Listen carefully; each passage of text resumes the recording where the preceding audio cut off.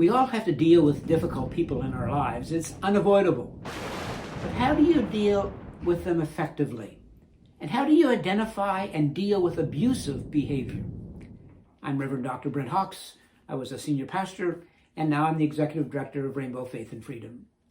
People often think of abuse as being physical or sexual. However, there are many kinds of abuse, including emotional, financial, neglect, abandonment, discrimination, and modern slavery.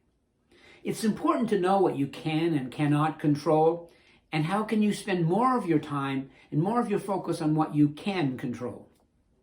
You can control your thoughts, your words, your actions, your work ethic, how you spend your time, and who you spend your time with. You cannot control other people's thoughts, feelings, and actions. You also cannot control their words. Although you cannot control other people, you can influence your relationship with those people by focusing on what you can control. And one of the things you can control is your own behavior. And make sure that you're not being abusive yourself, and seeking professional help, if needed, to change your own behavior. Disagreements can have different outcomes based on who you're conversing with. So it's important to know the difference.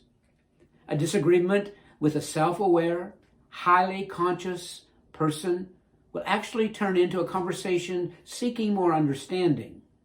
A disagreement with most people could turn into an argument. A disagreement with a toxic person will almost always turn into a fight. Here are some ways to know if someone is abusing you, emotionally abusing you. They use guilt to control you. They are passive-aggressive. They make you feel sorry to get you to give them something in return. They put you down intentionally. They ignore your feelings. They give you the silent treatment. They use gaslighting and confusion to keep you attached.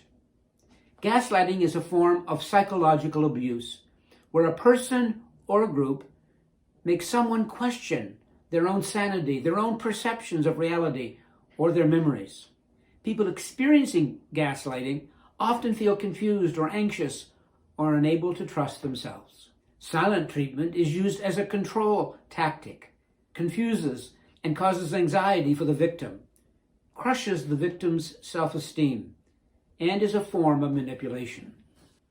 Some examples of gaslighting: someone might say to you, "You sound crazy," and you begin to wonder, am I crazy?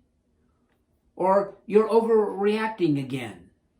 And the response is we doubt our own reality. They might say, "It's no big deal." And we question, do the actions match? You don't have to keep submitting yourselves to abusive situations. You have the right to distance from those relationships, and you have the right to stand up for yourself. And we should also stand up when we see that others are being abused. There's one challenging situation, though, if the abusive person is a coworker, or worse, if they're your boss or your supervisor.